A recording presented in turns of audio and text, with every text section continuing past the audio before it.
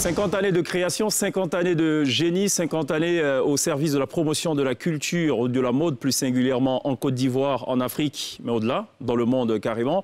La télé d'ici consacre ce soir une émission exceptionnelle à l'un des plus illustres créateurs de mode que le continent africain ait affronté. C'est Monsieur Patéo qui répond gentiment ce soir à l'invitation de la télé d'ici pour parler de lui, pour parler de sa vision sur la problématique de la mode africaine, mais plus généralement sur la place de l'Afrique dans le concert des nations. En plateau, on aura aussi le bonheur d'avoir donc en sa compagnie Isabelle Hanot, journaliste, promotrice de Afrique Fashion, elle aussi versée donc dans l'univers de la mode et qui considère Patéo un peu comme son parrain. Gilles Touré, styliste qui n'est plus à présenter, si vous le voulez bien, comme le prince de la mode made in Côte d'Ivoire. Fat Touré, qui fait partie de la, comment dire, on ne dira pas la dernière génération, mais la génération avant la dernière génération donc, de mannequins, qui répond donc ce soir à l'invitation de la télé d'ici avec Lindsay et Pierre. On va donc parler de Patéo et de bien d'autres choses tout au long de cette émission. Pour le volet artistique, sur la scène de la télé d'ici, l'orchestre résident, la T-Band, sera en attraction. L'essentiel de ce que vous êtes toujours en droit de savoir ici, la télé d'ici. Bonsoir, bienvenue.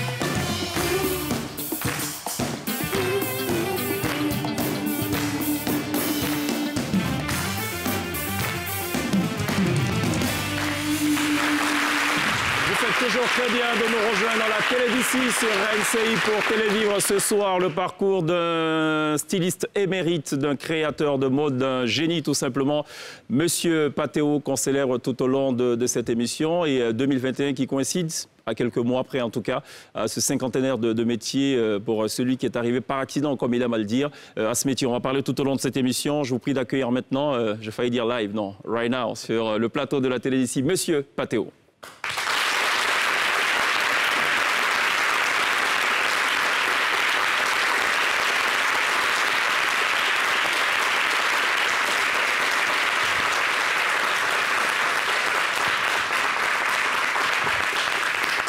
Bienvenue Paté. Merci. Ça va? Ça va très bien. J'ai failli dire bienvenue Papa Paté, c'est comme ça qu'Isabelle dit habituellement. Bon, oui. Je suis le papa de pas mal de personnes dans ce milieu. Voilà. C'est vrai. Voilà. Il n'y a pas que les promoteurs de spectacles, tu es aussi le papa de certains stylistes aussi. Oui, beaucoup. Finalement, beaucoup de stylistes.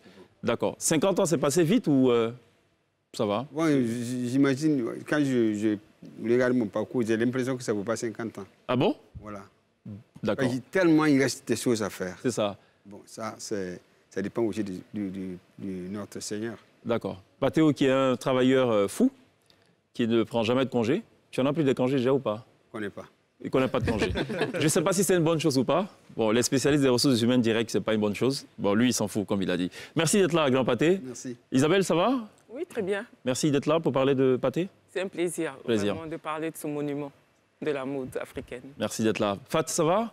Ça va. Bienvenue. Merci. C'est du pâté, cette tenue? Oui, je suis en patéo, là. D'accord. De la tête aux pieds. Qu'est-ce que ça change de mettre une tenue pâté en comparaison à d'autres tenues, je sais pas? Déjà, l'africanité. C'est-à-dire, quand je mets une tenue patéo, je me sens beaucoup plus africaine. Je valorise ce qui vient de chez moi. D'accord.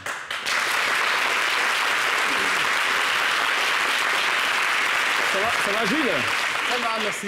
Gilles qui nous revisite. Oui, avec plaisir. On avait reçu Gilles pour parler de la problématique de la mode, de façon générale et en Côte d'Ivoire singulièrement. Ce soir, on va parler plus de Patéo, que tu considères aussi comme un père. Je suis son premier fils. C'est l'enfant caché. Je suis le premier fils. Hein. Ouais. C'est l'enfant caché, en fait. Tout le monde le sait. Tout le monde le sait. C'est quoi la filiation avec Patéo? Alors, je l'ai connu très très jeune. Je devais avoir 14-15 ans. Et puis, c'est parti et il m'a plus lâché. Il m'a plus lâché. Voilà. D'accord. Lindsay, ça va? Très bien, merci. Habillé par Patéo ce soir? Tout à fait. Ça J'ai change. l'honneur, le privilège d'être habillé par Patéo. Ça change du coup. Ça va? Très bien. Le week-end? Parfait. Parfait?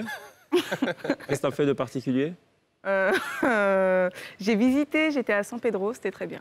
Tu sais que ça se voit tout de suite, là, que tu as pris de la couleur. Bah voilà, le soleil de San Pedro, Vérébi. Soleil de minuit, soleil de San Pedro. Parce que l'INSEE s'appelle aussi le soleil de minuit, hein, pareil donc. Visiblement, le soleil de San Pedro est plus fort que le soleil de minuit. Pierre, ça va? Ça va très bien. Plutôt en bumper Ouais, ça, vous attendiez. Mais c'est aussi du patéo. Ah ouais, c'est ça, du patéo, ok. Ouais. Mais il y a différentes couleurs, du coup. On a du vert, ça fait un peu forêt. Bleu, ça fait un peu la mer de San Pedro. Tout à fait. L'océan Atlantique. Je ne sais pas si c'était voulu. Isabelle, plutôt très échancrée. Je ne sais pas si c'est voulu. C'est souhaité par Patéo. Ah, d'accord. Et voilà, bon, Fat, c'est plutôt sobre, avec le foulard aussi. Ouais. D'accord. C'est quoi les inspirations, généralement? Bon, en Afrique, on s'inspire de partout. Partout. Vous avez l'inspiration, on court la rue, vous allez au marché, tout le monde, ça peut vous inspirer. Vous voyez une femme qui passe, qui est habillée, ça vous inspire. La façon d'attacher le foulard, ça vous inspire. La façon de porter sa robe, ça vous inspire. Enfin, partout en Afrique, on peut s'inspirer. D'accord. Alors, tu arrives, comme tu le dis toi-même, à la mode par accident. L'histoire, on la connaît, on va pas la refaire. On va beaucoup parler de tes succès tout au long de cette émission, mais j'aimerais quand même qu'on puisse s'apaisantir un tant soit peu sur les difficultés. Parce qu'on peut avoir l'impression de loin que Patéo, c'est 50 années de création, tout s'est bien déroulé, c'est le succès partout dans le monde et tout. Mais il y a forcément eu des moments de doute. Beaucoup de difficultés. Parce qu'en fait, la mode, c'est... quand on jette un regard derrière, en fait, c'était... Au départ, on a l'impression que c'est bouché. Parce que c'est un métier qui est réservé à beaucoup de gens qui sont à un niveau. On pense que quand tu viens à la mode, à la couture, c'est parce que tu n'as pas de choix. C'est-à-dire que tu n'as pas été loin à l'école, tu n'as pas de famille, ou bien tu n'as pas de parents bien.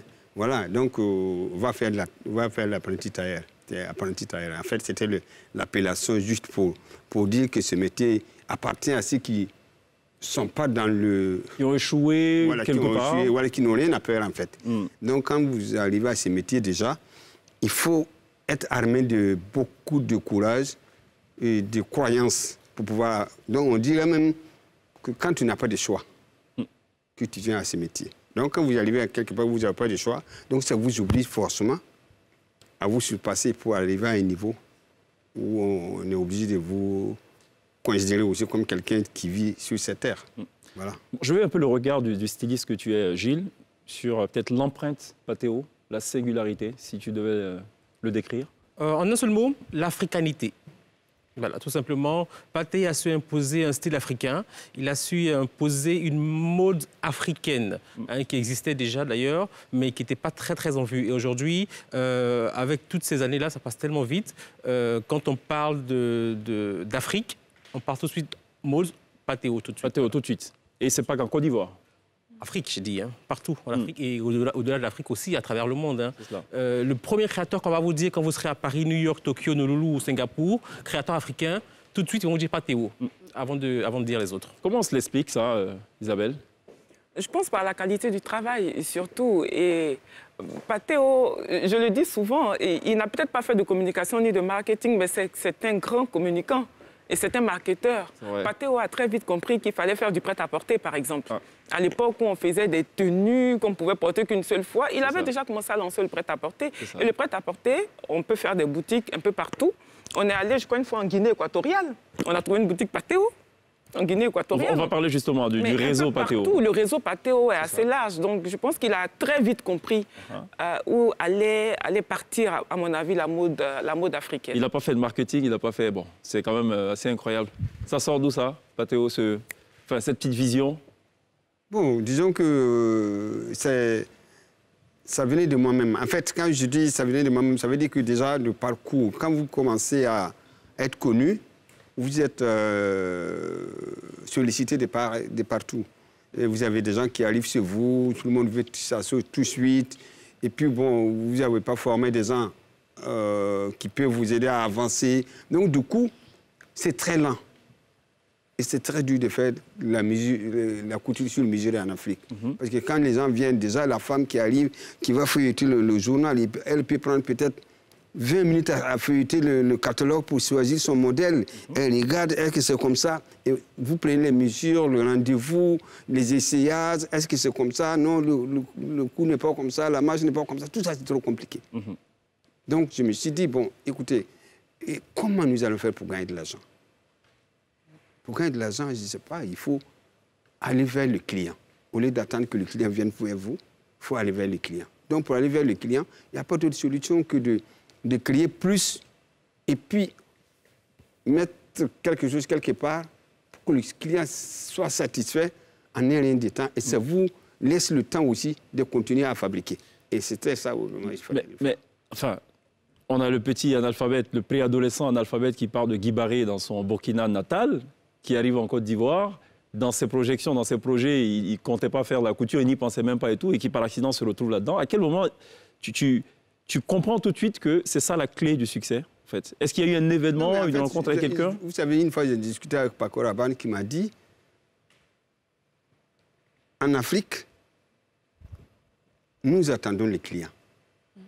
En Europe, on va vers les clients. C'est vraiment une différence. Voilà. Donc, nous attendons les clients. Pourquoi on ouvre son petit atelier? On attend que les clients viennent. Mais au fur et à mesure que ça commence à étoffer, vous êtes étouffé. Parce que vous voulez respecter les rendez-vous, les modèles qu'on vous demande. Enfin, tout ce qui est sollicitation. C'est cela. Alors que si vous avez la possibilité de créer, par exemple, quelqu'un comme Gilles, il est très créatif, il a beaucoup d'idées. Est-ce qu'il peut attendre seulement qu'on vienne lui suggérer de faire des choses? Non, il peut se décider de dire, écoute, moi, à partir de maintenant, j'offre mes services à ma clientèle. Je crée assez de modèles, je crée des lignes, je crée des couleurs. Enfin, ça l'empêche maintenant d'être obligé d'être assis, d'attendre. Ou du moins, il faut aller vers le client. Ce qui est la base universelle du marketing. Voilà, et puis, si je peux me permettre aussi, j'ai l'impression que c'était pour ne pas être étouffé. C'était une manière aussi de vous faciliter peut-être aussi, pas le travail, mais justement de ne pas être étouffé par... Parce qu'en fait, après, vous vous contentez de ça. Après, il n'y a même plus d'idées d'innover. C'est-à-dire, toute la demande vient du client. Alors, vous êtes... il y a une limite à votre en fait, quelque part, tu imposes, en fait... Voilà. Tu imposes la chose au client. Voilà, très bien. La consommation, voilà ce qui est là, vous consommez ça. Voilà. Et si vous ne voulez pas, vous laissez. Non, on ne va pas dire ça.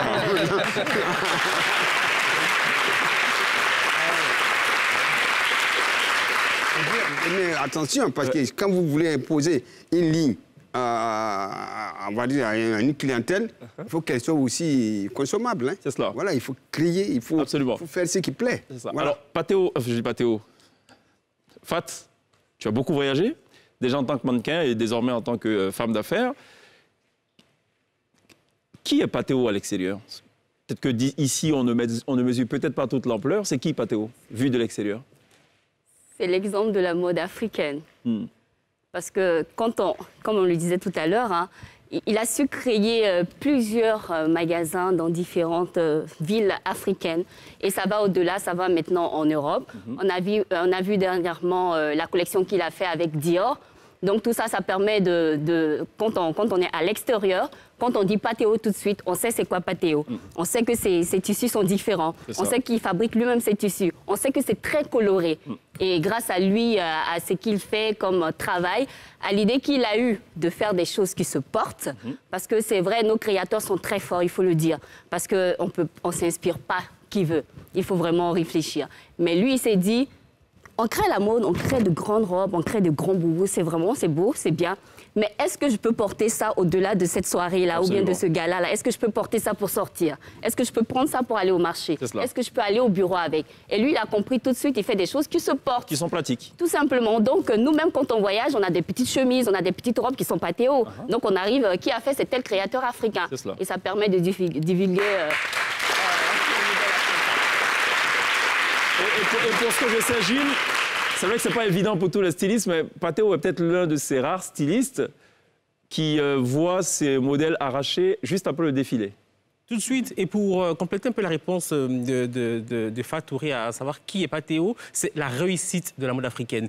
Quand on voit un monsieur comme Patheo, on comprend aujourd'hui que la mode est un métier comme tout autre. La mode n'est pas seulement un métier, comme il a dit au départ, de laisser pour compte, parce que pendant longtemps, ça a été, OK, ça n'a pas marché à l'école, va faire couture. On a même changé série C, voilà. Donc, quand on voit un monsieur comme Patheo, on se dit, OK, voilà. Aujourd'hui, avec la mode, on peut y arriver, on peut en vivre si on le fait bien sans tricher. Voilà, et c'est un exemple parfait. On va regarder ce qu'en pense aussi un autre créateur de mode, c'est Cissé Moïse, qu'on a interrogé. En 1 minute 30 secondes environ, il nous dit ce qu'il sait, ce qu'il pense, ce qu'il voit au travers de Patheo. Pour moi, Patheo représente... D'abord, c'est une icône de la mode africaine, mais il représente l'icône de la mode africaine. Patheo, c'est un parcours. Patheo, c'est un modèle, c'est un exemple. Pour nous, les créateurs africains, ne serait-ce que par son parcours. J'insiste sur la notion de parcours, parce que ce parcours, il est fait de travail, d'abnégation, d'objectifs, de vision surtout. Patheo a eu une vision pour la mode africaine.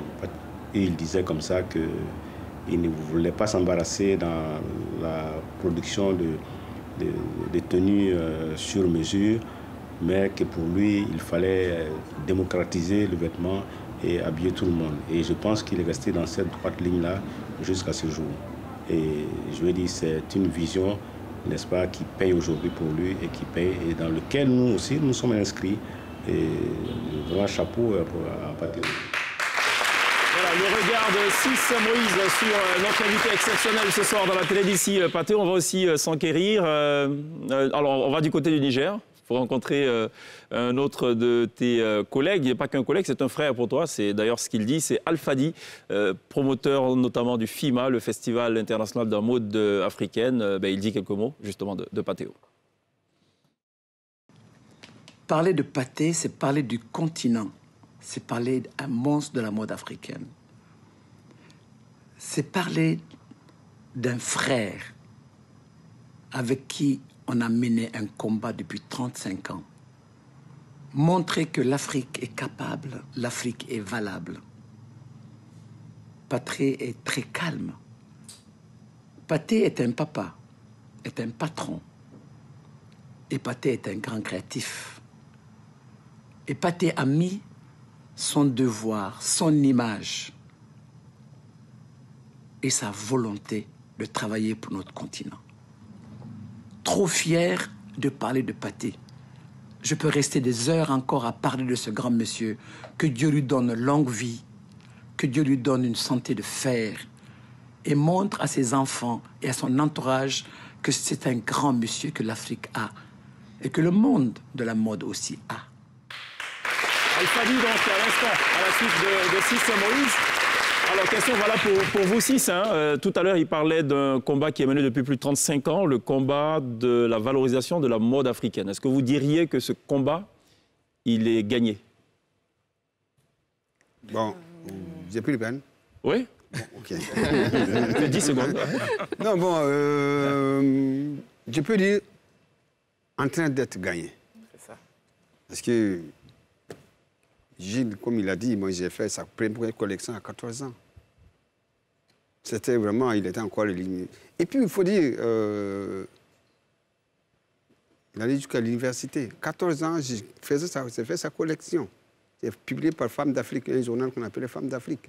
Donc ça veut dire qu'il y en a qui ont se venaient à la mode parce qu'ils aimaient.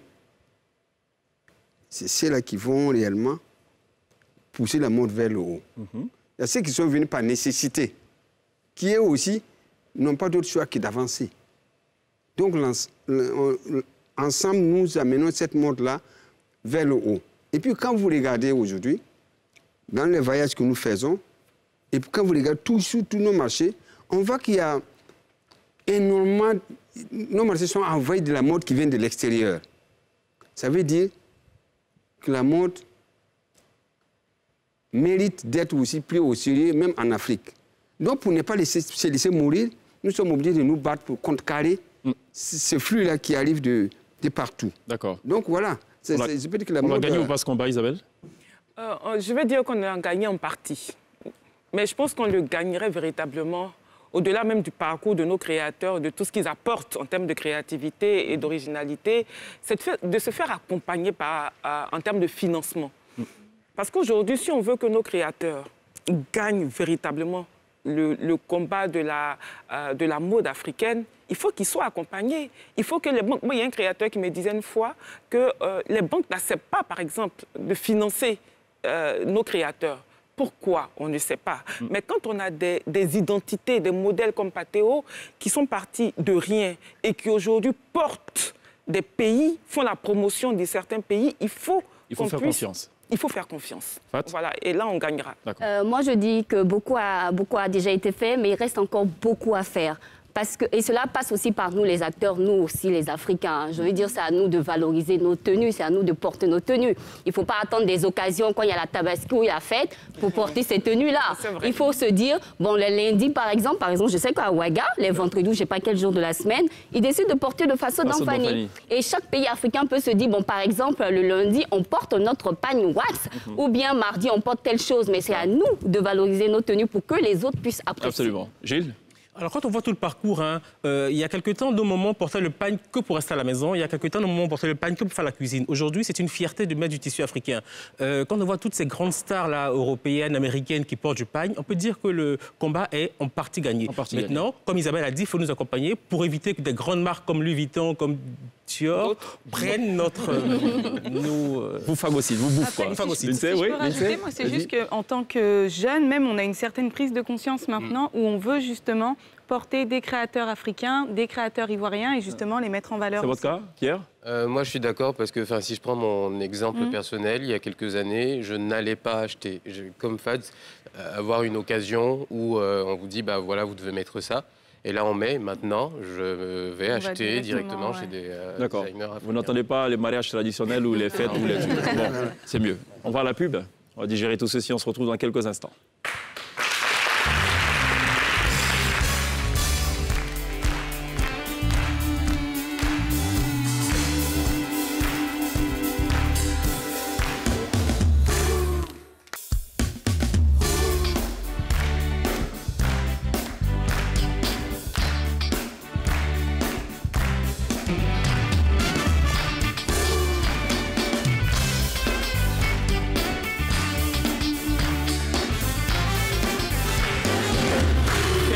Ce soir, dans la Télédicis, 50 années de métier de Monsieur Patéo, l'invité exceptionnel de la Télédicis. Ce soir, durant 1 h 5 minutes, on parle de lui, de son parcours, de sa vision.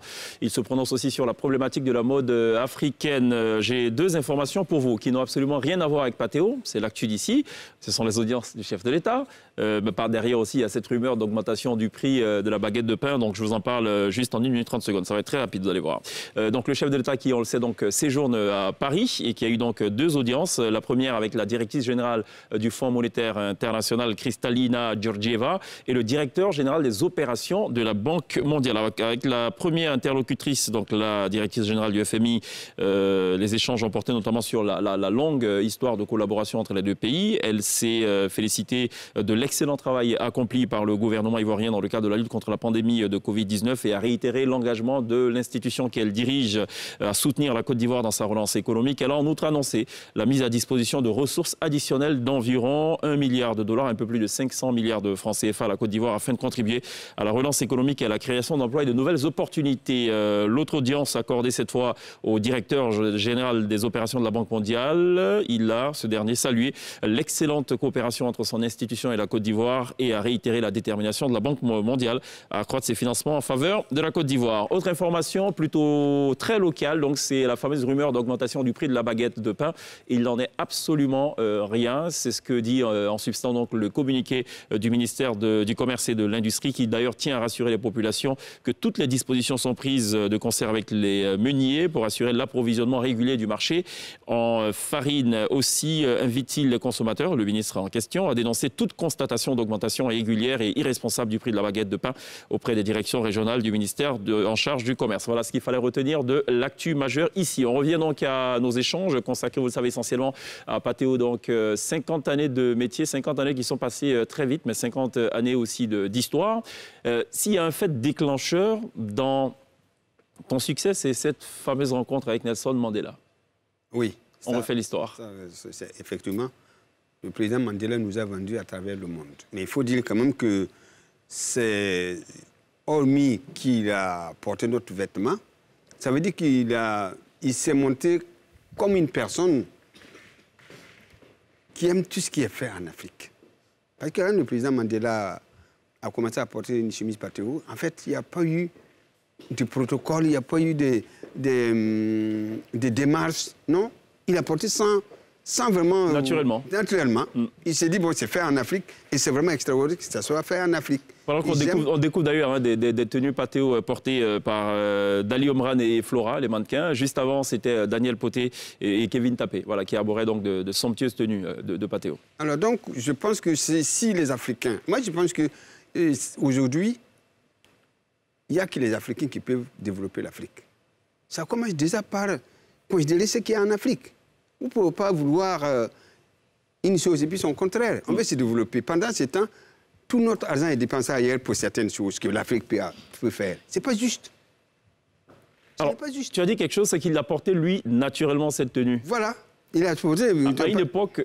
Oui. À une époque, pour les personnalités africaines, porter des tenues africaines, oui, justement, à l'exception des pays comme le Nigeria, le Bénin, le Sénégal, c'était vraiment non, c'était même pas possible. Alors, quand je vous assure, quand j'ai ouvert ma première boutique à Yamoussoukro, c'était quoi Père à son âme, quand le président au fait, est parti. Donc, l'hôtel président était resté un hôtel vraiment superbe, mais c'était vide, personne n'y allait. Alors, le directeur m'a dit, bon, écoute, Pato, il faut qu'on crée un événement pour pouvoir ramener les gens. Donc, j'ai ouvert la première boutique, c'était vraiment osé. Quand j'ai ouvert, c'était la première fois qu'on voyait une boutique, il n'y a que des vêtements africains. Et quand les gens ont vu la boutique, les gens qui rentraient, ils touchaient les vêtements. C'est ça. Puis, ils posaient la question à la vendeuse, madame, vous ne vendez pas autre chose. Ce qui est là, ce n'est pas pour eux. C'est ça. Ça, c'est une vérité. Travail de fond qu'on a fait. C'est un travail réellement. Je dis, mais c'est pas possible que l'Afrique refuse de consommer l'Afrique. Voilà, on a dit non. Pour compléter cette histoire, ce qui va faire que ces fameux, on ne va pas les citer, mais c'était des ministres et tout, qui touchaient le tissu pour dire, ah oui, c'est bien, mais vous n'avez pas autre chose, quand ils verront Mandela apparaître à la télé. Quand le président Mandela a apporté, je crois que lui, il a apporté sans autre forme de... Sans arrière-pensée. Sans arrière-pensée. Donc, ça les a dit, écoutez, mais... c'est pas possible. Mais il répond à une question précise d'un journaliste, en fait, qui lui dit, vous portez une très belle chemise, elle est de qui? Voilà, et c'est à ce moment précis qu'il dit, c'est un styliste africain du nom de Patéo. Il ne connaissait pas bien mon nom, puisque c'est à Paris que ça s'est passé. Donc, c'était bariolé. C'était la première fois qu'on voyait un président porter une chemise avec beaucoup de couleurs comme ça. Généralement, tous les chefs d'État sont alignés vers la France ou, je ne sais pas, vers l'Europe. Il faut porter comme eux. Sinon, tu es moins qu'eux. Alors que le Mandela a porté tout ce qui était coloré. Donc, on a demandé, vous avez eu cette chemise colorée. Même les journalistes étaient étonnés qu'un président porte des choses colorées. Parce qu'il fallait s'aligner. Lui, il a dit non, je porte ce que je veux. On a dit non, ça vient de Ivoire Coast, c'est ça. Et puis, PTO, il ne connaissait pas bien mon nom. Il dit PTO. Voilà. Bon, il a eu en anglais.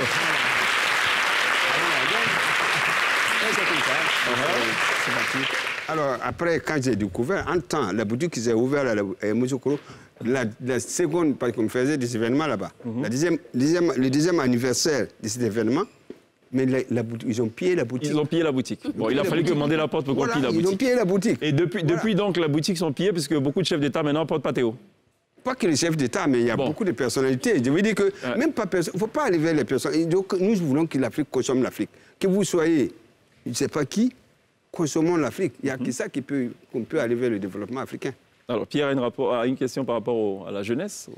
Oui, par rapport à la jeunesse, on a souvent l'impression, comme Cheikh le rappelait, que Patéo se référait à une certaine génération qui est peut-être avant nous. Quelle est la place de la jeunesse aujourd'hui dans ce que vous faites, dans votre travail?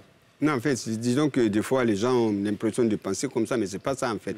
Mais parce que, tout simplement, l'Afrique est tellement inondée de ce qui vient de l'extérieur que c'est accessible pour les jeunes. Bon, les gens, ils pensent que nous ne sommes pas accessibles. Alors que c'est vraiment... c'est une idée comme ça que les gens pensent, mais venez vers nous. Nous sommes là pour vous. Nous créons pour quoi? Nous créons pour les Africains, que ce soit les vieux, les jeunes, tout le monde. Bien sûr, bon, les formes, vous les demandez, les couleurs, vous les demandez, nous sommes là pour ça. On sait tout faire.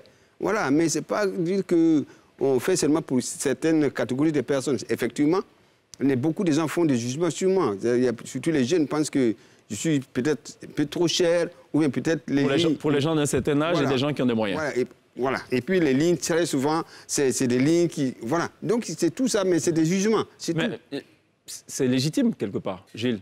Non, pas que vraiment. Les jeunes pensent comme ça. Oui, c'est ce qu'ils pensent. Un peu comme un jeune Français de banlieue n'ira pas forcément chez Saint-Laurent. Voilà. Mais aujourd'hui, à côté de ça, quand tu regardes la dernière collection de Patéo, c'est du jean, c'est des trucs très très jeunes. Voilà. Il faut aller, des petites salopettes comme ça qui sont faites pour les jeunes.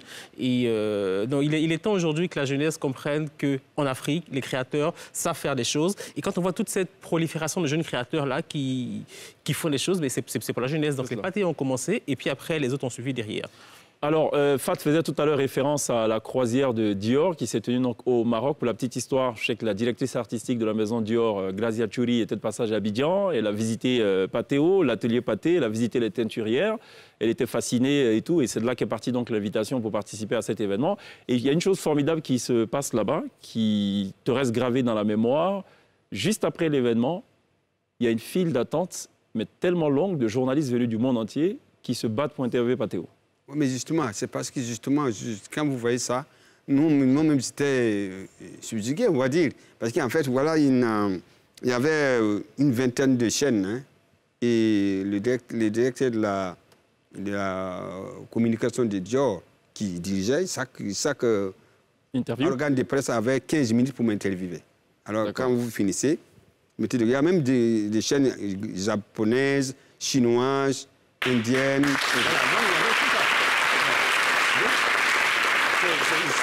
Alors que je me suis demandé, mais est-ce que c'est quoi tout ça? Voilà, c'était étonnant quand même.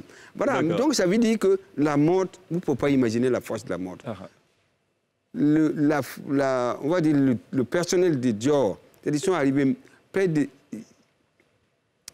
1200 vêtements. Alors qu'on a présenté près de 500 vêtements en 45 minutes. Et quand vous avez vu à Marrakech, ils ont déplacé l'atelier Dior à Marrakech. Quand vous entrez dans les loges, vous voyez le travail qui est fait là-bas, vous imaginez que ça fait beaucoup de C'est du costaud. C'est du costaud. Ouais. Alors, Isabelle a fait référence tout à l'heure au réseau Patéo, en quelque sorte. Ce n'est pas habituel de voir un styliste qui a autant de boutiques ou de sites de revente sur le continent. Effectivement, je veux dire, dans la plupart des pays africains, en tout cas, moi, je suis partie, j'ai toujours trouvé une boutique Patéo ou une boutique, en tout cas, qui vend du Patéo. Et même si vous prenez ne serait-ce qu'Abidjan ici, dès qu'il y a un centre commercial, Patéo... Absolument. Voilà, comme il a dit, il faut aller vers le client.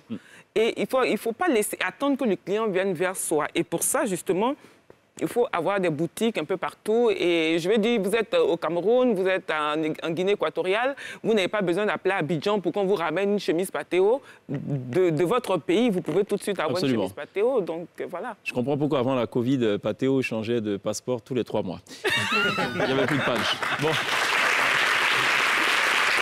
Allez, on va marquer une sorte de petit break. On va parler un peu de l'actualité de la semaine écoulée en caricature, Pierre. C'est ça, parce que lundi, c'est plus sympa de revenir sur l'actualité de cette semaine écoulée avec des images donc, qui nous parlent. On va commencer justement par cette première caricature qui nous parle du retour de Laurent Gbagbo et des différentes difficultés auxquelles il se confronte.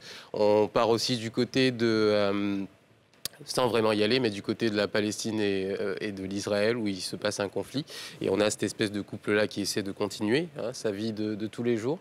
On fait aussi un tour du côté de la construction du 4e pont, avec les opérations de déguerpissement qui vont commencer et bien sûr la question du relogement, du dédommagement. On fait un petit stop aussi en Afrique du Sud avec une nouvelle loi qui sera proposée par le ministère de l'Intérieur pour autoriser les femmes également à avoir plusieurs maris. Pourquoi vous souriez ? Et d'accord. Okay. Religieusement. Et ensuite, on revient en Côte d'Ivoire par un avion présidentiel qui nous ramène notre Premier ministre après une opération en France. Et puis, bien sûr, les agents de la CIE qui vont distribuer des factures, mais on le fait... en catimini. En catimini, et on est un peu effrayés. Donc, on va commencer par Isabelle. Quelle actualité vous a marqué la semaine dernière ? Alors, le retour de M. Patrick Hachi, parce que tout simplement, la rumeur avait enflé, donc on avait peur. On avait peur quand on sait ce qu'on a déjà vécu. On priait pour qu'il n'y ait pas...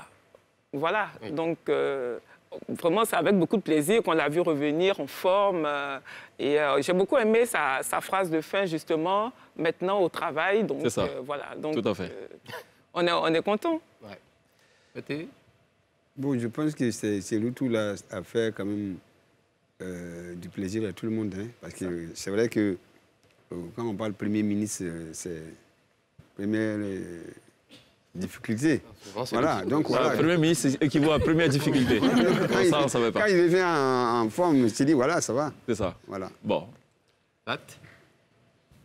Alors, bon, on va dire welcome à notre Premier ministre. On lui souhaite une très bonne santé, un prompt rétablissement. Alors moi, l'actualité qui m'a marquée, c'est la polyandrie, je ne sais pas. Alors ici, ça vient en Côte d'Ivoire. Ça peut être chic, hein. Ça peut être chic. Pourquoi pas? Je sais qu'Ivan est en train de me regarder. Ouais, généralement, je regarde les gens qui parlent. Tu sens son regard.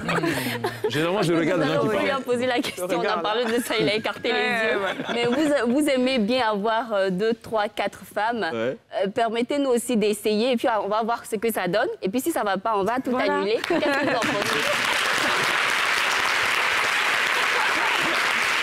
Attendez, il y a un gros amalgame là. Pourquoi c'est moi qui regarde pour passer ce message? Je ne sais pas moi. Non, je regarde tous les hommes. Ah, tous les hommes, ok. Je vous regarde Bon, allez, tous. c'est rassurant. Gilles?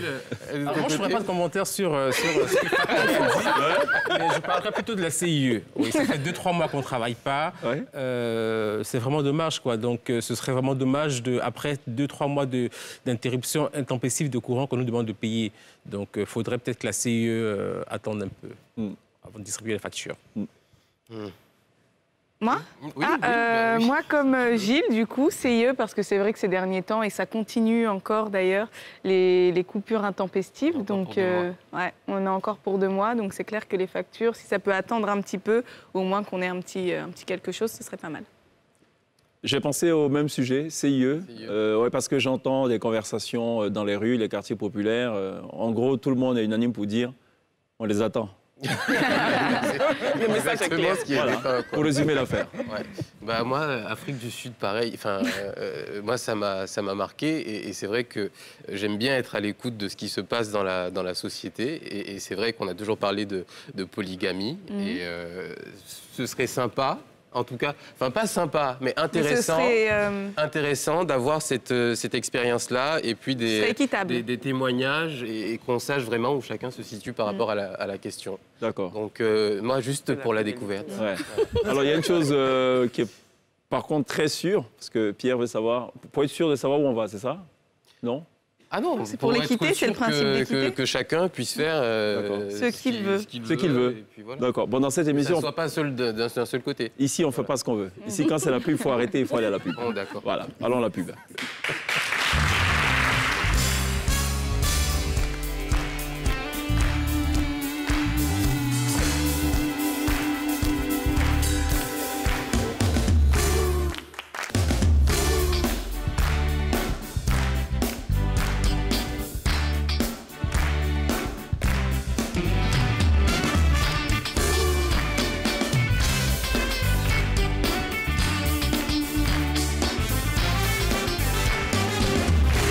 Toujours très bien de nous rejoindre à la télévision sur NCI, la première chaîne de télévision privée de Côte d'Ivoire. On parle essentiellement ce soir des 50 ans de métier de Patéo. Alors juste avant la pub, on a parlé de l'actu majeure de la semaine écoulée. Je suis fort surpris de savoir que Pierre n'a pas évoqué la question des gendarmes chicoteurs. Personne ne les a dessinés. Ah, personne ne les a dessinés. Ah oui, et vu que je dessine pas mes caricatures, ouais. Bah, du coup... Bon, c'est bien dommage. Ça vous a marqué ou pas cette affaire d'élèves gendarmes qui descendent dans la rue parce qu'ils ont une permission exceptionnelle et qui commencent à tabasser tout le monde dans la rue? À Djamé, Liberté? En fait, la première question que je me suis posée, c'était de savoir, ils sont restés enfermés combien de temps pour pouvoir réagir comme ça? C'est la première question que je me suis posée. Ensuite, j'ai vu qu'ils avaient eu Enfin, ils devaient marcher d'Abidjan jusqu'à Yamoussoukro et qui sont bien arrivés. Oui, ils ont fait Abidjan, Yamoussoukro, Abidjan. On les appelle désormais la promotion Aya. Voilà. La promotion Aya. C'est ça. Donc, je pense qu'il faut savoir se contenir. Je ne sais pas ce qui s'est réellement passé, comme on n'a pas le déroulement des faits, mais je pense que bon, il y a des métiers quand même qui demandent qu'on se... De sang-froid. Voilà, du sang-froid. On va découvrir la vidéo parce qu'ils sont de retour, effectivement. Ils sont arrivés, je crois, hier nuit, non, ou dimanche soir. On va découvrir la vidéo là maintenant.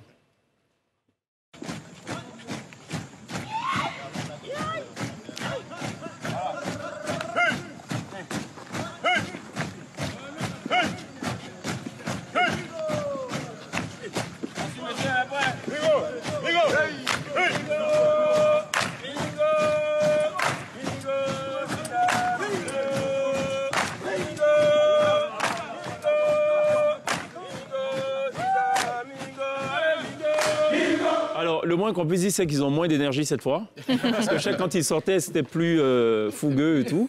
Voilà, là, bon, les voix s'en ressentent. Bon, je ne sais pas si c'est une bonne chose ou pas. Mais il paraît que c'est en fait habituel. Généralement, quand ils sortent, c'est comme ça qu'ils agissent. Sauf que malheureusement pour eux, maintenant, on est à l'ère des réseaux sociaux. Les gens des téléphones, donc ils filment. Et malheureusement pour eux, ils ont été filmés. C'est habituel, c'est-à-dire que quand ils sortent, il faut qu'on sente qu'ils sont passés. Ah. En tout cas, jusqu'à il y a 3 ans, ça existait encore. Enfin, ça existe, c'est quelque chose qui se fait, sauf que cette fois, ça a été médiatisé. Mais moi, j'ai de la peine pour ceux de la promotion qui n'ont pas participé. Tu sais que la punition est collective. Oui, c'est toute la promotion qui y va. Mais en fait, ça oblige chacun à être le gardien de l'autre. Exactement. Donc, ça servira de leçon. D'accord. C'est un très bon exemple, je trouve. Très belle punition. Je pense, à mon avis, qu'il n'y aura pas de radiation. Non, oui, je pense que non, parce qu'en fait, ils ont juste le malheur d'avoir été filmés. Sinon, on va radier, je pense. On va radier beaucoup, hein, si on doit regarder dans le rétroviseur. La distance, c'est Yamoussoukro Abidjan, quand même, pour marcher, c'est. Faut être fort. Je pense qu'ils sont formés aussi. Ils sont formés pour. Bon. Mais ça a dû piquer un peu quand même. Ah ouais. Piquer à quel niveau? Les mollets, hein, ouais. Je pense qu'une fois que tu as fait l'aller, tu te dis mince, faut revenir quoi. 6 jours, je crois. 6 jours. Ouais, c'est 6 jours. C'est une vraie randonnée. Ils ont défini ça, je ne savais pas. 3 jours aller, 3 jours retour. Mais en principe, il ne faut pas en vouloir au public. Je veux dire, pas l'homme de la rue, non? Oui, c'est ça. Non, mais je pense que c'est mieux que la radiation quand même. Hein. Oui, je pense qu'après, ça te sert de leçon et je pense que tu ne refais pas ça. C'est vrai. Bon. Moi, j'espère. OK. Bon, allez, c'est fermé. On finit avec ce chapitre. On revient donc à notre cher Pathé. Pathé, c'est aussi une relation plutôt particulière avec les mannequins. Pathé a connu pratiquement toutes les générations de mannequins.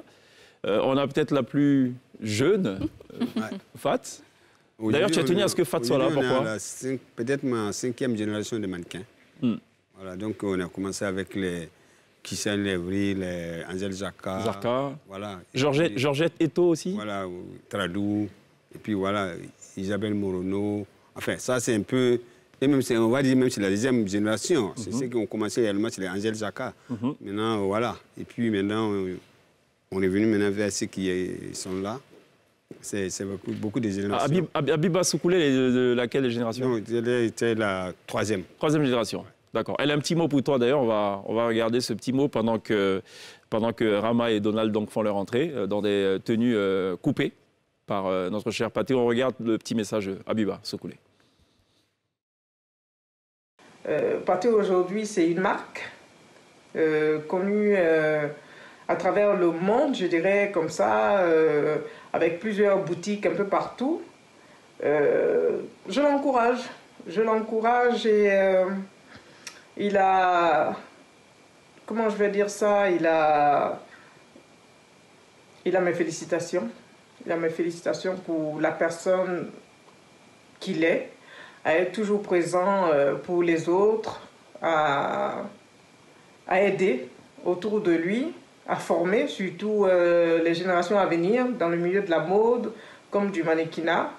Et moi, je lui dirais tout simplement que je l'aime et je lui souhaite beaucoup de courage pour le futur.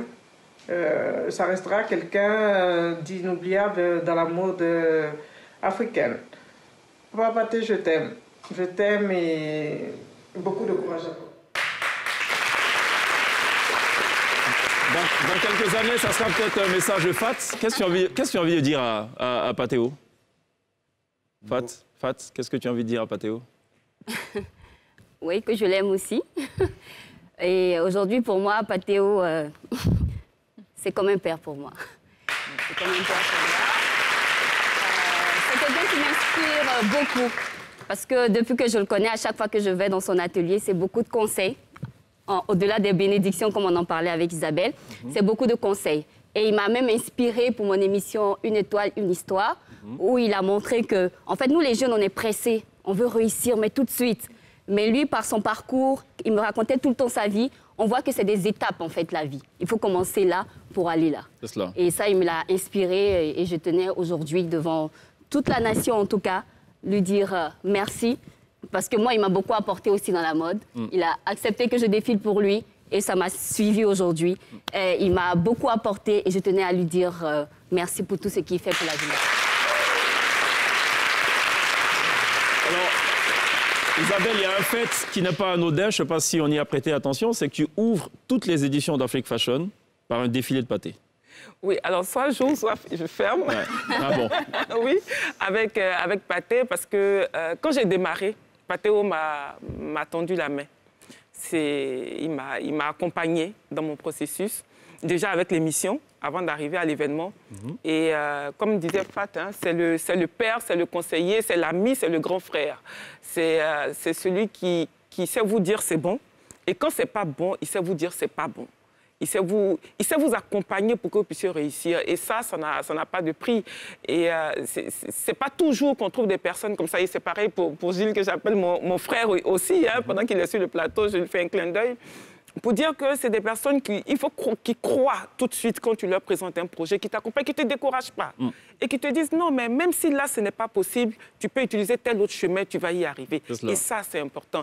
Et puis, la chose aussi que j'aime beaucoup, c'est que je ne sors jamais de chez Patheo sans une tenue. Je sors jamais de chez Patheo sans une tenue. Je comprends pourquoi tu le visites 3 fois par semaine. Et Patheo va jusqu'à m'accompagner, et ça, il faut que je le dise ici. Ah oui, c'est la grande humilité. Patheo, c'est surtout ça aussi. Oui, à m'accompagner, mais même financièrement. D'accord. Quand je lui dis, mais papa, cette année-là, vraiment, c'est difficile. Il dit, ma fille, passe, viens chercher un petit truc là. Tu arrives, il te donne une enveloppe. C'est-à-dire, tu t'accompagnes à tous les niveaux, quoi. C'est ça. Donc, Isabelle, qui visite Patheo régulièrement. Parce qu'il y a des vêtements en retour. Et bon. On appelle quand c'est chaud, quoi. Bon, en fait, j'ai une petite histoire pour Fat. Parce qu'en fait, Fat, le premier casting que j'ai fait, c'était en 2004. 2004, c'est ça, 2004. Alors, il y a la francophonie qui m'a invité à Ouagadougou, parce que ça s'est passé à Ouaga. Et au casting, elle n'a pas été prise, parce que ce n'est pas moi qui ai fait. D'abord, je ne la connaissais pas, elle était très petite comme ça. Je venais de commencer. Donc, il n'y avait pas une bille encore. Quand ils ont fait c'est les Grégoire là, qui ont fait Grégus, qu'on appelle Grégus. C'est eux qui ont fait le casting. Elle n'a pas été retenue. Bon, elle est venue comme ça en pleurant pratiquement. Papa, il faut que je fasse ce défilé. Je ne veux même pas être payé. De dire, OK, c'est pas moi qui ai fait le casting, donc je ne peux rien faire. Bon, je suis parti, je l'ai laissé. On part à Ouagadougou avec Isabelle, qui était partie pour filmer et tout ça. On arrive, on n'a même pas de place à Ouagadougou. Donc, on a loué une villa, on a mis tout le monde dedans. Femmes, hommes, tout le monde. D'autres vraiment en haut, d'autres en bas. Bon, voilà, c'est juste pour... Il n'y avait pas de place, puis que les congressistes là, ont tout pris. Donc, le lendemain matin, on va déjeuner. Et voilà Fat qui arrive, on ne sait pas par quel moyen. Il dit, papa, je suis arrivé. Donc vraiment, ce défilé-là, vraiment, c'est ma vie. C'est ça. Il dit, comme tu es déjà arrivé là, il n'y a pas de problème, tu vas faire le défilé. Bon. Et c'est parti comme ça. C'est parti. Et maintenant, le problème, c'est que j'ai découvert un truc. Comme maintenant, à l'époque où j'ai fait c'était un des défilés où on payait plus quand même aux mannequins, parce que c'était quoi, mais c'était vraiment, on avait donné un prix conséquent pour les mannequins. Donc j'ai mis dans les enveloppes et j'ai donné à ceux qui sont un plus vieux dans le métier pour les donner. Mais en temps, la somme qu'ils ont mis dans l'enveloppe, pour les Fat qui venaient d'arriver, il y avait des coupeurs de route. Les coupeurs de route ont arrivé un peu. Donc, Coupé de route qui est le nom de ta toute dernière collection. Hein. 124 poches, 4 jours de travail. Voilà, c'est ça. Donc, Fatou Ali pour me dire, papa, vraiment merci. Merci pour les 150 000. Je me suis rendu compte que j'ai mis plus de 150 000 dans l'enveloppe. Donc, du coup, j'ai découvert qu'il y a eu des il y a eu coupé de route. Voilà, c'est ça qui t'a inspiré ou pas? Le dernier modèle? Oui, non. Coupé de route, non? Non, en fait, je l'ai fait il y a 120 poches. 120 poches. J'imagine que quand il y a l'argent dans une des poches, le coupeur de route, quand même, il veut beaucoup fouiller avant de... Ah ouais, voilà. Bon, allez. Effectivement, je peux renchérir là-dessus, ce qui est l'histoire qu'il vient de raconter. Effectivement, quand ils ont fait le casting, on n'a pas été retenus. Et j'ai eu l'occasion, mon père qui me dit, tu vas à la Ouaga voir ta tante. Et il ne savait pas que moi, ce n'est pas la tante que je veux voir. Je dis, mais papa, bien sûr. Donc j'arrive à Ouaga, mais j'appelle, je ne dirai pas le nom de ce mannequin parce que c'est lui qui a coupé la route. Je l'appelle, je dis, vous êtes où? Il me dit, on est là. Donc j'arrive, je dis, mais papa, je suis là et je veux défiler pour toi. Mais l'audace, c'était trop, quoi. C'était quel défilé? C'était la francophonie. D'accord. Voilà. Et il m'a dit, OK, vas-y, défile. Et c'est comme ça que c'est parti. C'était top, le défilé a été apprécié. Je reviens lui dire merci, effectivement. Et que tu l'aimes de t'avoir donné les 150 000. Les 150 000, c'était pas ça, c'était beaucoup plus. Et il est rentré dans son bureau, il m'a dit, voici le complément. Tu mérites la même chose que tout le monde, donc voici ça. Et ça, je tenais à lui dire merci pour ça. Super. Alors, s'il y a quelqu'un qui te connaît bien aussi, c'est Saint-Jo, le styliste Saint-Jo, qui a un petit message pour toi. Saint-Jo qui est un peu une sorte de compagnon de lutte aussi, on peut le dire, de Patéo. On regarde. C'est les dévanciers. C'est bien la question, mais qu'est-ce qui représente Patéo pour la mode ivoirienne? Parce que c'est ici qu'il a commencé, ici qu'il a évolué, avant qu'il devienne africain. Je crois que Patéo, c'est un exemple typique de la mode ivoirienne. C'est-à-dire, quand je parle de l'exemple typique, c'est par rapport à son travail. Son travail lui est propulsé d'un certain niveau et que tout le monde est obligé de vouloir lui ressembler. C'est pour ça que je parle de la Côte d'Ivoire. Si vous voyez qu'il y a beaucoup de jeunes couturiers aujourd'hui, des jeunes gens qui embrassent ce métier, c'est à cause de cette personne qui a été les devancer, pour que tout le monde a vu que non, ce métier-là aussi, c'est pas ceux qui ont échoué ailleurs qui le font. Donc c'est un métier aussi qui nourrit son nom. Il va fêter ses 50 ans de métier, c'est une grâce. C'est une grâce pour lui, pour toute sa famille, pour nous tous qui sommes dans les métiers. C'est une grâce parce que pratiquer ce métier-là jusqu'à 50 ans, c'est pas facile. Voilà, donc à l'instant, Saint-Jo, qui est plutôt un devancier, un devancier de Patéo. Oui, il a commencé avant nous. C'est ça. Bon, et puis, c'est vrai qu'il est resté très calme. J'ai dû même très souvent lui dire, écoute, la mode, c'est pas... Il faut faire du bruit. Voilà, c'est pas forcément quelque chose qu'il faut cacher, puisque la mode est visible.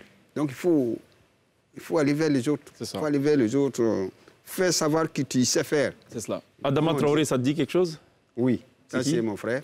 Ton frère? Ouais. D'accord. Il a un message pour toi aussi. On lui a posé une ou deux questions. Je peux dire que c'est le baobab de la mode africaine. Parce que c'est mon frère et c'est mon ami. Et on se connaît depuis longtemps. Et je sais que Patéo a fait beaucoup pour beaucoup de jeunes couturiers, non seulement sur le plan national et sur le plan international, surtout au niveau de l'Afrique. Je suis témoin de beaucoup de choses par rapport à tous ces jeunes. Il a essayé d'implémenter ce baobab tout simplement. Je prie pour que Dieu l'aide, pour qu'il continue davantage, que Dieu lui donne encore plus de la santé, qu'il puisse continuer à œuvrer et puis aider encore les jeunes couturiers qu'il a eu encadrés pendant tout ce temps-là. Voilà, à l'instant, donc l'avis de Adama Traoré, ami de Patéo, qui a gentiment accepté de nous partager donc son témoignage sur l'illustre créateur qui est Patéo. L'actualité, c'est évidemment la célébration donc, du cinquantenaire de métier, sous la houlette notamment de Laurent Bado, qui d'ailleurs s'active en coulisses pour que ce soit une très belle fête. C'est prévu pour le 29 mai prochain, avec surtout l'inauguration du siège de Patéo. Oui, bon, le siège, c'est forcément une importante chose pour ma vie. Et qu'en fait, je veux dire, j'ai mis toutes mes économies pour faire ce siège. Tout simplement, je voulais simplement montrer aux jeunes que la mode, méritent avoir une maison de couture. On ne va pas, c'est-à-dire qu'il ne faut pas qu'on croit que c'est un métier, qu'on est dans ce métier, on pense qu'on aurait dû être dans un autre métier. Il y a des gens qui pensent que je suis couturier, bon, j'ai un ami qui lui gagne plus d'argent, j'aurais pu être un mécanicien ou j'aurais pu être un menuisier ou j'aurais pu... Non, c'est un métier où quand vous arrivez à ce métier, d'abord, vous finissez par... Au départ, on peut ne pas l'aimer, mais après, vous êtes pris dedans que vous êtes obligé de l'aimer et de travailler. Donc, autant faire de sorte que ce métier soit pratiqué dans un cadre où vous êtes plus dans ce métier. On est sur combien, dans ce métier. On est sur combien niveau R plus 4, c'est ça? Le nouveau siège? Ou 3, je ne sais pas. Non, bon, le on va pas trahir le secret, je vois. Bon, c'est un siège pour la couture, je pense que c'est très... Beaucoup d'humilité. Beaucoup d'humilité. Un immense siège. Ouais. Et Patéo, oui, c'est ça. Il préfère parler de, justement, maison de la couture africaine, carrément, plutôt que de parler d'un siège et tout. Voilà, parce que j'ai dit ça parce que... On a entendu dire, on ne sait pas, il paraît que c'est R plus 3, plus 4. Nous sommes dans une association. Je souhaite que ces jeunes gens-là, tous ceux qui auront besoin de faire quelque chose, que je puisse quand même les aider. C'est-à-dire quand vous avez peut-être beaucoup de travail, que vous n'avez pas de possibilité d'avoir peut-être des machines ou des gens qui peuvent vous aider pour venir, il y a de l'espace. Alors Pierre, il y a un élément en fabrication sur ça, donc, depuis quelques semaines, depuis quelques mois, donc on prépare un NCI reportage sur ce cinquantenaire. Donc on a une équipe de caméras qui vous suit, qui va repartir sur des moments de vie, des témoignages, et puis bien sûr ça va se solder par cette inauguration du siège qu'on a tous hâte de découvrir. Donc rendez-vous pris pour découvrir le cinquantenaire de Patéo sur NCI reportage. Donc évidemment, un reportage exclusif à retrouver dans quelques petites semaines seulement. Voilà, ce sera en tout cas juste avant le 29 mai, date retenue par le comité d'organisation pour la célébration de ce cinquantenaire. Et donc Laurent Badon le disait, qui est un peu le président, le président du comité d'organisation, nous disait notamment qu'il y a plus de 300 personnes qui sont attendues. Il y a un défilé de mode qui est prévu. Enfin bref, il y a quelque chose qui se prépare de ce côté-ci. Bon, Pathé ne veut rien nous dire. Il ne veut pas nous dire que c'est un bâtiment de R plus 4 avec un rooftop et tout, donc on ne dira rien. Voilà. Il ne veut pas nous dire non plus que chaque niveau correspond à un métier spécifique et que dans chaque pièce, donc, il y a ceux qui découpent. Bon, il ne veut rien nous dire et il ne veut pas non plus nous dire qu'il a acquis donc, du matériel dernière génération. Donc, on ne dira rien et on attendra donc le 29 mai. Marquons une pause, ce sera la toute dernière pause juste derrière. La team sera live sur la scène de la télé d'ici.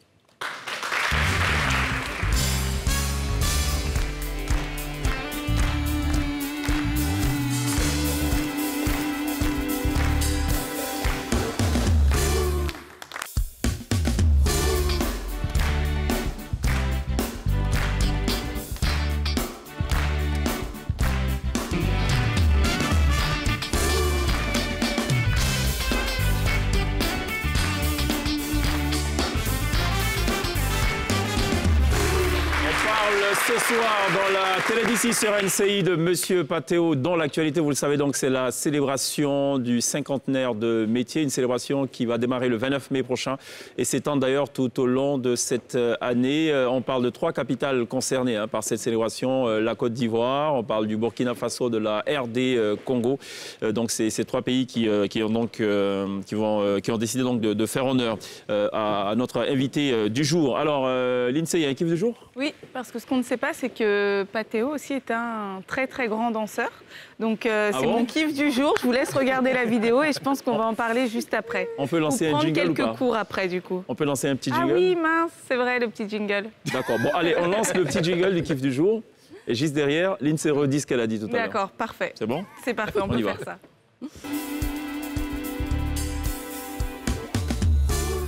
Ce qu'on ne sait pas, c'est que Patéo, je le redis vraiment ou pas, on peut lancer la vidéo,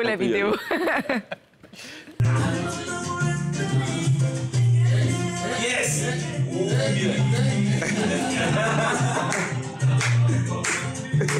Mais Pathé, emmène-toi au bassin. Au bassin.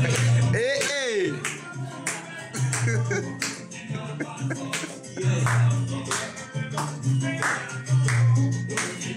Ça même.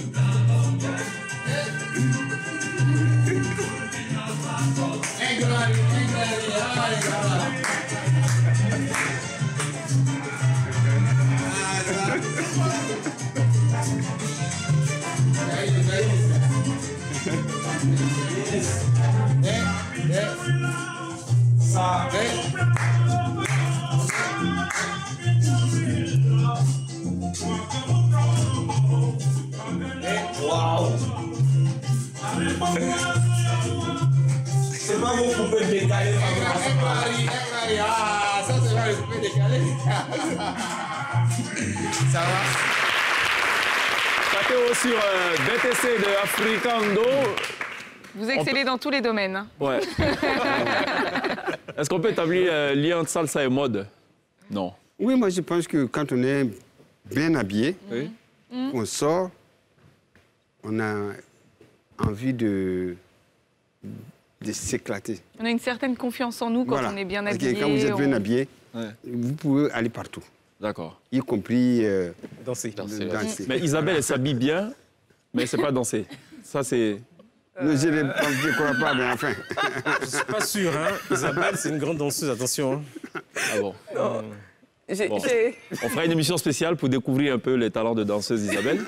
Ce n'est pas l'objet de l'émission ce soir. Patéo, merci beaucoup d'être passé par la télé d'ici. C'est moi qui vous remercie. Rendez-vous le 29 mai pour la célébration officielle donc, des 50 ans de métier. Une célébration qui va s'étendre jusqu'à la fin de l'année, comme on l'a dit, et qui va aussi se poursuivre dans bien de capitales, notamment à Kinshasa, Congo-Kinshasa, et à Ouagadougou, au Burkina Faso. Isabelle Ano, merci beaucoup d'être passée. C'est moi, ça a été un plaisir. Merci Fat. Merci beaucoup, le plaisir était pour moi. Gilles, merci beaucoup d'être passé. Merci, Cheikh. Lindsay. Plaisir pour moi. Le soleil également. de San Pedro. Oui. Beaucoup d'humilité, malgré tout ce grand parcours, et voilà. Patéo, il dit bonjour à un chef d'État comme il dirait bonjour à une personne lambda. Bon, ça c'est pour ceux qui le connaissent de près, en tout cas, le savent et le confirment. Pierre, merci. Merci. On n'oubliera pas évidemment de remercier donc, les mannequins Kevin Tapé, Daniel Poté, Dali Omran, Flora et Rama et Donald qui sont justement dans le dos, superbement habillés par Patéo. On n'oubliera pas aussi de remercier les élèves du collège Ciel Pluriel Terminus 47 de Yopougon qui nous auront accompagnés tout au long de cette émission.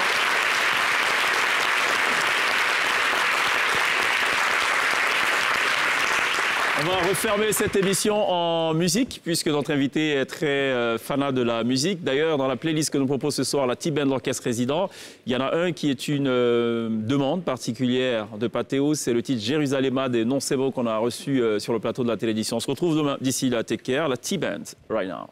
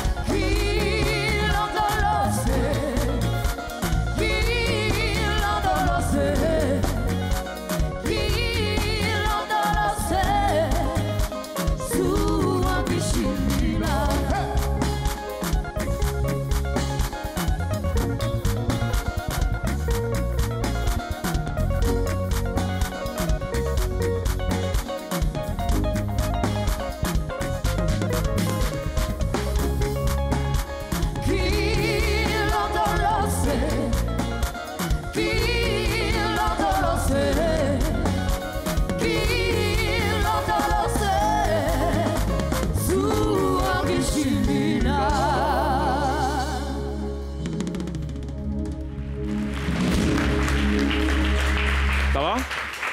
La Tiben, merci d'applaudir. Good job.